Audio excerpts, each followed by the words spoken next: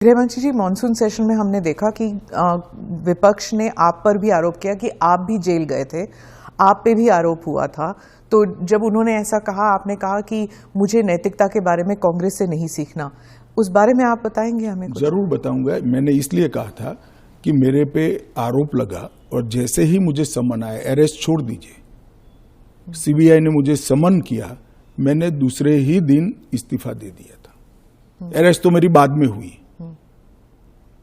जैसे ही सीबीआई ने मुझे समन किया था, मैंने दूसरे ही दिन इस्तीफा दिया था और केस चला और केस में जजमेंट भी आया कि ये पॉलिटिकल वेंडेटे का केस था और मैं पूर्णतया निर्दोष हूं। पर वो तो बाद में आया था ना? एक सेकंड सुनिए ना। हाँ। एक सेकंड, वो जजमेंट बाद में आया। बेल मेरी पहले हो गई थी।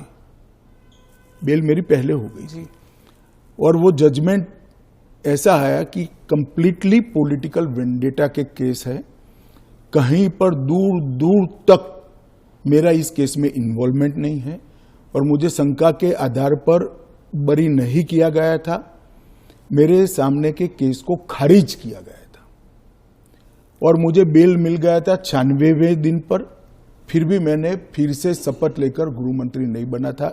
इतना ही नहीं, जब तक मैं कंप्लीटली मेरे सामने के सारे आरोप क्वाश नहीं हुए, तब तक मैंने किसी भी संवैधानिक पद पर शपथ नहीं ली थी। तो मुझे क्या विपक्ष नैतिकता के पाठ पढ़ाता है?